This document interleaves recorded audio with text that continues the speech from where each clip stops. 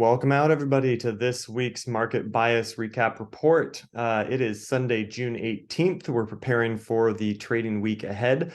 Quick note, Monday is a holiday, so there's no trading on the equities market tomorrow, the 19th. Futures will have limited hours tonight. It's actually active right now. So you will see the S&P 500 and the rest of the futures charts that we're about to go through actively moving currently. I'll keep it short. We're going to have a short trading week. First off, starting out with news and economic highlights. Fed Chair Powell will testify on Wednesday and Thursday. Unemployment claims on Thursday, as well as PMI on Friday. So a fairly light week in terms of economic data. I'm not expecting anything coming out this week that is going to be earth-shattering one way or the other. So it's nice to have a reprieve from last week that looked like this.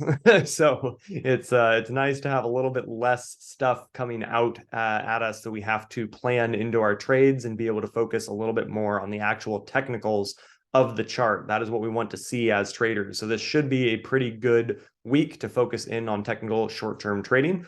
With that, going into the S&P futures here, obviously RSI is overextended.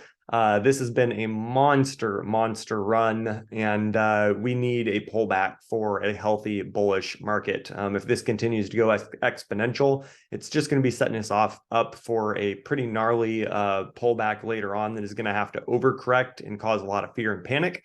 So the best thing for the market is what's happening right now. Some slowing momentum, pullback here. I hope that we get a pullback at least to 4,400. Honestly, I wouldn't mind a deeper pullback all the way back to the rising 20 SMA, and that would actually take us back all the way down to 4,300. Now, if we go out for the yearly chart, back end of this past year, October, November, December, we were dreaming about 4,300 as a high. Now we've actually almost hit 4,500, and it doesn't look like the bulls are going to be giving up their momentum anytime soon. So a healthy correction here is actually pretty exciting to me.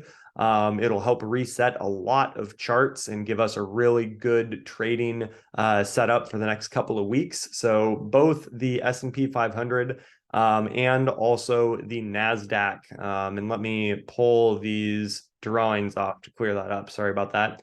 The NASDAQ as well, you can see RSI is also overextended. We want to see this pull back. I'm expecting a pullback to the rising 9 at 15,050 and hoping for a deeper pullback down to about 14,700 to help reset that. And if you're wondering why I chose those levels, they're based both off of the moving averages on the daily chart, but also looking at multiple time frame analysis on the weekly chart. And we need this to hang out and consolidate some and reset that pattern.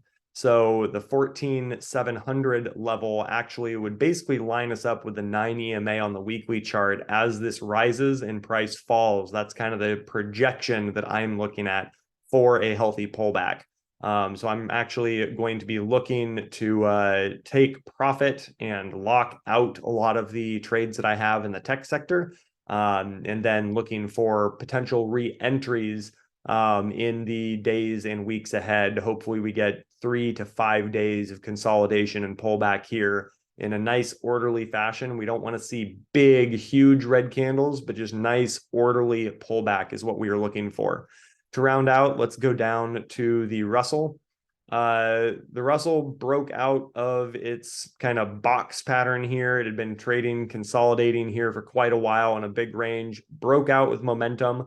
This is a line from the previous week's report that I put out, and I said, I'm expecting momentum to continue, but then hoping for a pullback.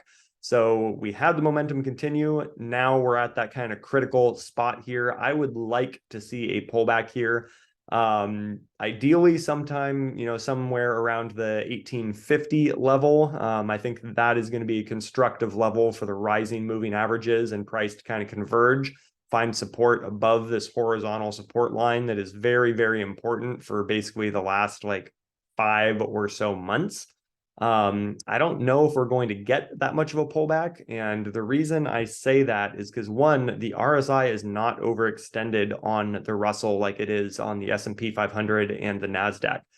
It actually has some catch up to play where those have been pushing really hard and have been very, very strong. This is just now starting to conquer all the clustered moving averages on the weekly chart, a little bit of a pullback into that, and then setting up for that next run back up to the previous highs at these two pivots. So that's kind of what I'm looking for. I'm looking for a pullback on the daily chart to see support form somewhere around 1850, hopefully, and then locking and loading for the next wave of trades after that. So I'm going to be patient on this. I'm going to let the price come to me. If it just rips higher from here, I'm not going to play it, honestly, because I like to have low risk entries with high reward. And for that, we need more consolidation. Then let's go out to the Dow Jones real quick. The Dow Jones is finally waking up a little bit, is kind of broken out of the diagonal resistance that we had, broken out of the slumber here.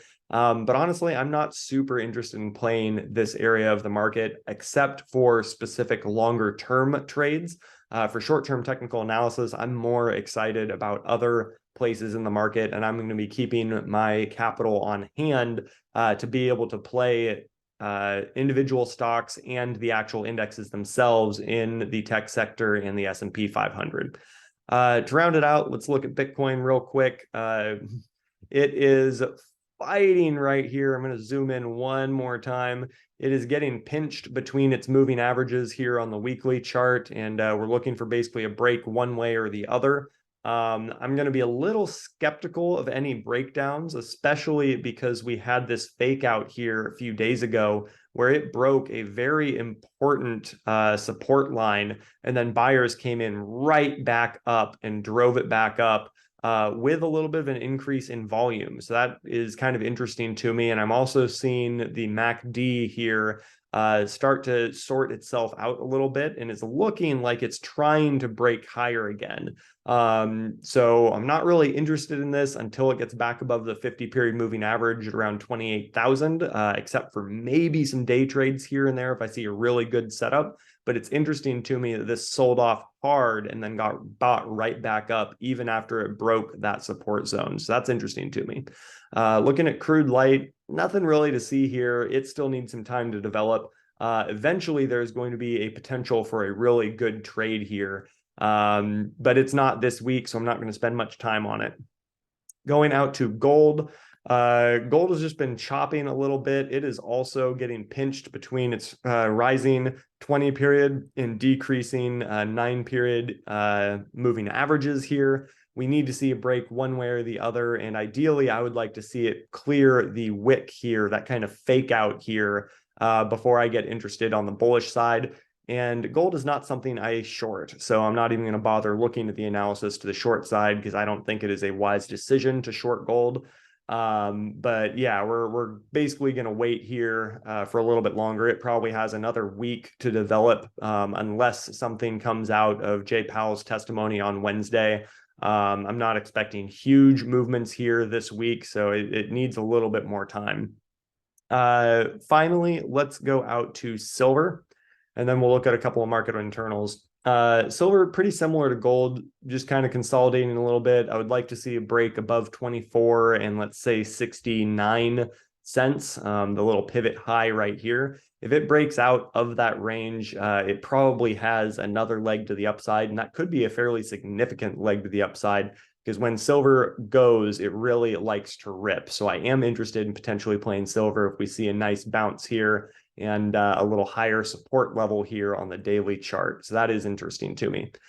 Just to wrap up, looking at the market internals, this is the advancing declining difference, ADD. On Friday, we had negative reading, but it wasn't super negative. It's actually been kind of pinching here as well a little bit the last number of sessions. I would like to see this increase on Tuesday when the market opens, showing that there are more stocks setting new highs for the day than setting new lows. And then finally, the AR high low here for 1 month. This is solidly bullish. Remember, anything above 50 is bullish. We want 2 closes above 50 to signal a new bullish trend. And that triggered, oh, what was that? Back on 6/1. So for the last about 2.5 weeks, we've been seeing a bullish signal on this, and it doesn't look like it's really slowing down. It looks like it might kind of chop here and go sideways slightly or consolidate slightly. But anyways, it's looking strong, and I'm going to basically chalk that up to the reset of these technical patterns on the S&P and on the NASDAQ. So anyways, I hope that helps, guys. Take care. Enjoy your trading week and your day off tomorrow, and let me know if you have any questions.